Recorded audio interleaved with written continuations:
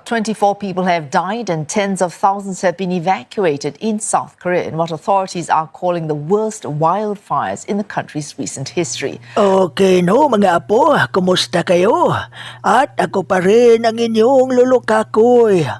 At ibabalita ko lang sa inyo sandali no mga apo, ang nangyaring sunog ngayon sa South Korea.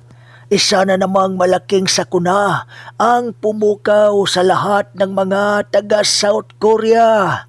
Isang mapaminsalang sunog ang bumulaga ngayon sa malaking bahagi ng South Korea at kumitil pa ng maraming buhay.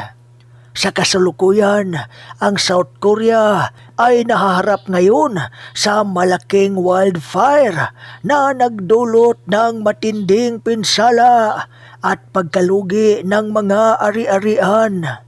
Ayon sa mga ulat, hindi bababa sa 20 katao ang nasawi at mahigit sa 200 na mga istruktura ang nasira. At tinatayang mahigit sa 27,000 na katao ang napilitang lumikas mula sa kanilang mga tahanan. Ang mga sunog ay sumiklab sa iba't ibang bahagi ng timog silangang rehiyon ng South Korea. Kabilang ang Andong, Yoseong, Sancheong at Ulsan. At sa kabuuan, mahigit 17,400 ektarya ng lupain ang nasunog. At isa sa mga pinaka-nakakalungkot na insidenteng ito ay ang pagkasunog ng Gunsa, isang Buddhist temple na itinayo pa noong ika-7 siglo.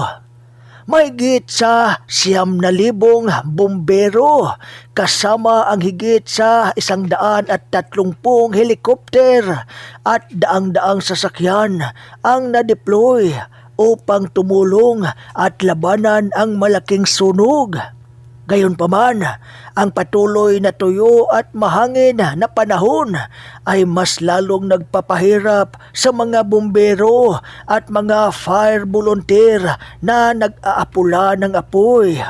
Ayon sa mga opisyal ng South Korea, nagsimula ang malalaking wildfire dahil sa tuyo at mahangin na panahon na mabilis na nagpalihab sa mga damo at kagubatan. May ilang ulat na nagsasabing maaaring nagmula ito sa mga aksidenteng sanhi ng tao tulad ng hindi maayos na pagtapon ng sigarilyo o di kaya apoy na nagmula sa agrikultura na nagsagawa ng mga aktibidad. Sa bayan ng Usyong, kung saan nagsimula ang isa sa pinakamalaking sunog, sinasabing may posibilidad na nag-ugat ito sa isang greenhouse bago kumalat sa paligid. Dahil sa malakas na hangin, mabilis na lumawak ang sakop ng sunog na naging dahilan naman ng malawakang paglikas at pagkasira ng maraming ari-arian. Bagamat wala pang kumpirmadong ulat ng arson kung sinasadya ba ang pagsunog, iniimbestigahan pa rin ng mga otoridad kung may ibang posibleng sanhi ng sunog, kabilang ang electrical faults o natural na dahilan tulad ng kidlat. Uulitin ko no mga apo, kung ang siyensya ang magsasabi, lagi nilang dinadahilan ang kalikasan, natural na kalamidad o ang kapabayaan. Pero ang hindi nila alam na ito'y isang paghimok ng Diyos. Ang nangyaring sunog ngayon sa South Korea ay parang kahalintulad lang sa nangyaring sunog sa Los Angeles, California. Marami ding mga bagay ang ginagawa ng South Korea na labag sa Diyos. Katulad na lang sa adultery o pangangalunya. Sa South Korea ay legal ang pangangalunya.